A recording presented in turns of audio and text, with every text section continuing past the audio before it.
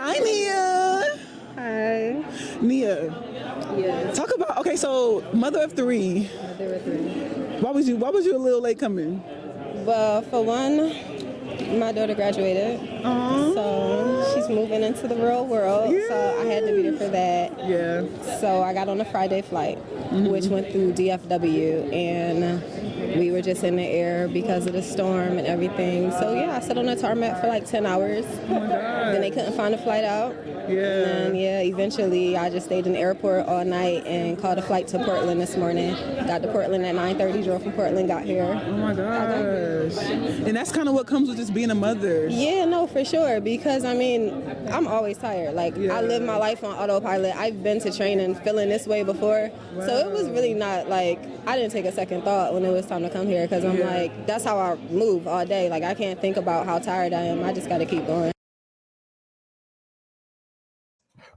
What's up, everybody? This is Mr. 100K a day with another episode of the biggest hater in track and field. And today, we're going to be talking about Nia Ali. And this is definitely a chick that I don't really like her for real. I don't like her.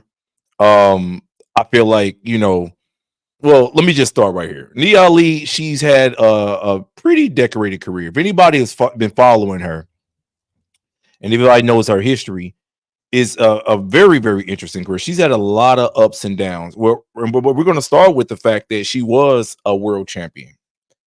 She was a world champion back in 2019. She was a world champion back in 2019.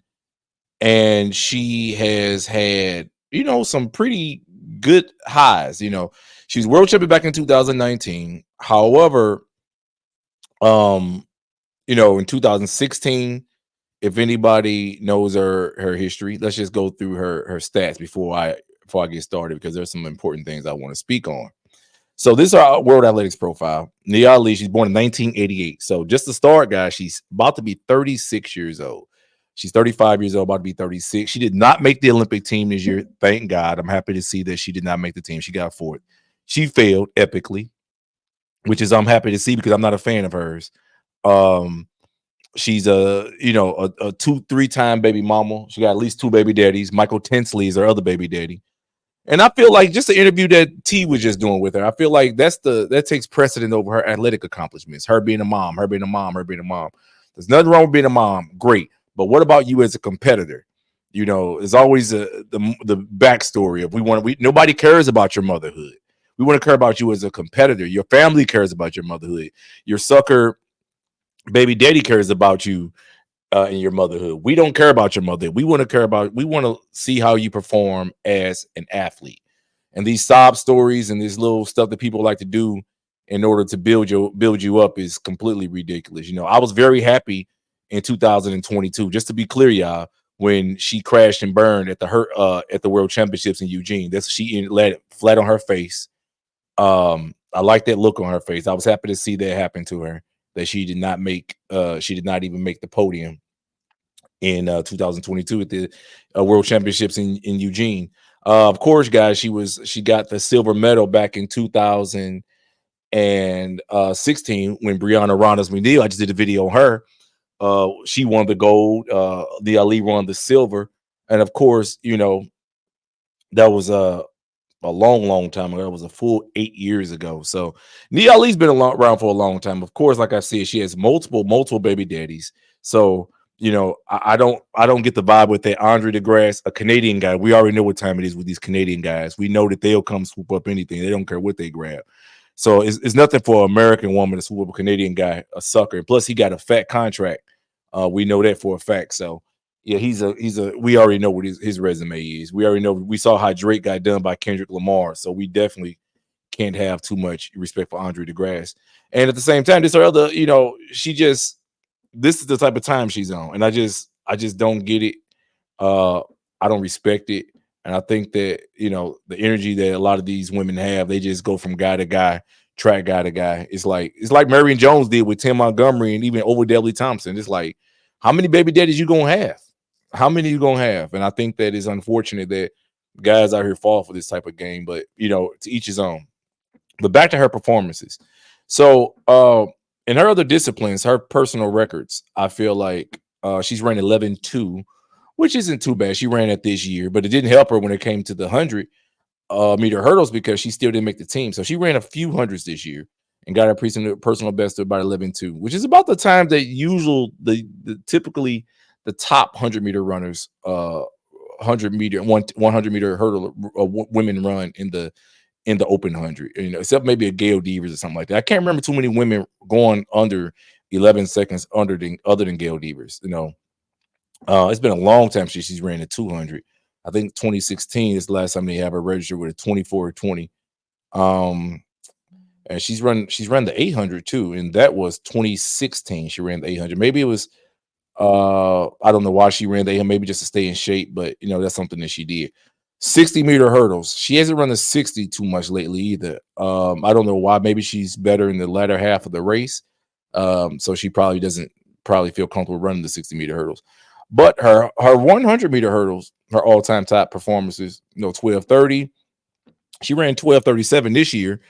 She didn't make the team with it. She got fourth, which is, I don't know if she could be all too mad because when she won in Doha, she literally won the gold medal at the World Championships in 2019 with a 12:34, but then 12:37, which is only just 4/300 of a second slower, she wasn't even able to make the United States team with that.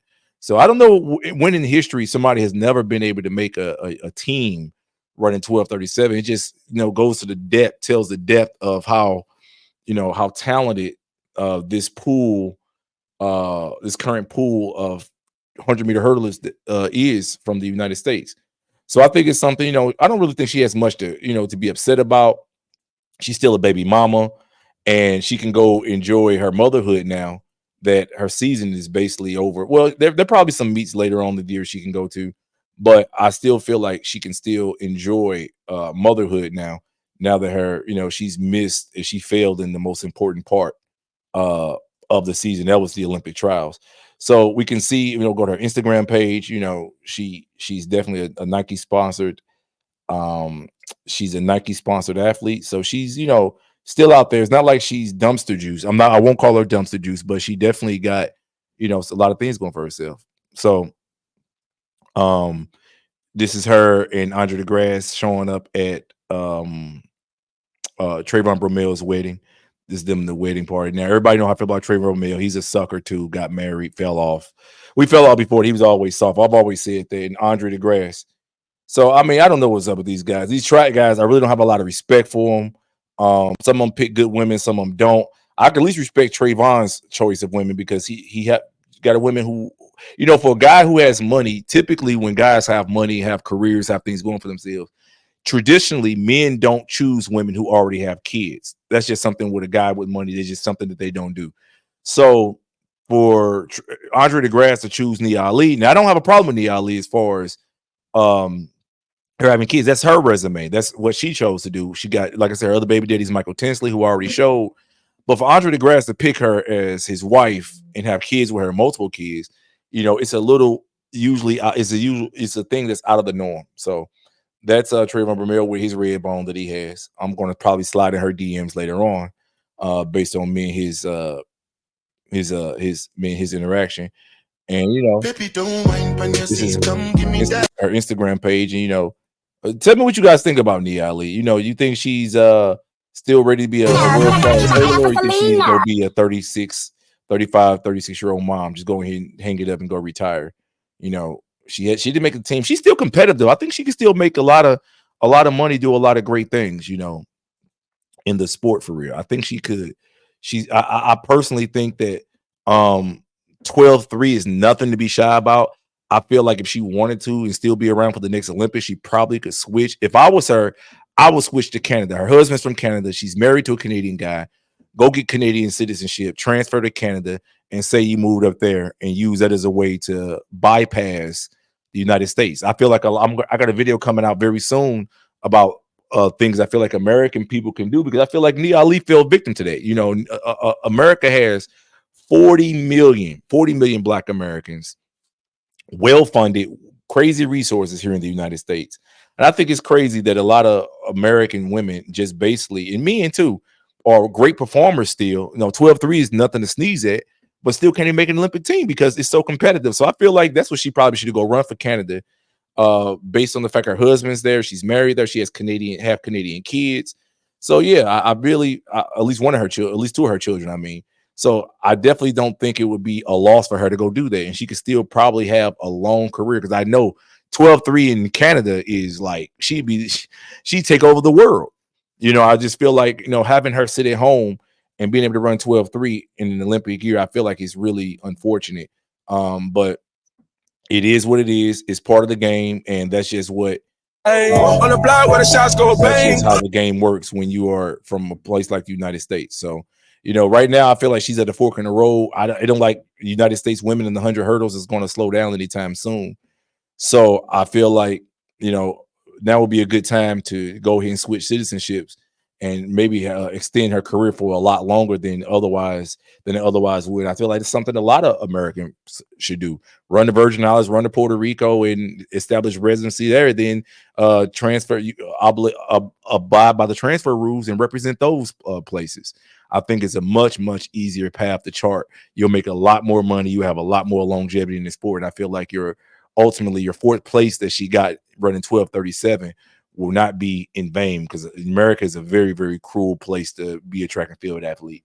Very cruel place. So, you know, that's my perspective on her. Yeah, but once again, like I said, I know she caught a sucker in Andre DeGrasse, and that is what it is. That's a different conversation. But I still believe that, you know, she still can be competitive. So at this point, she can go. Those are her two baby daddies. You know, they're all one big happy family, as we can see.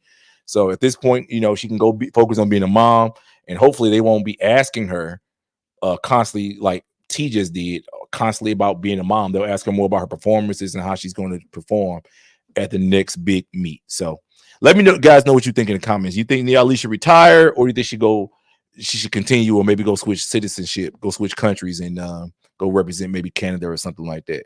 Tell me what y'all think in the comments. Peace.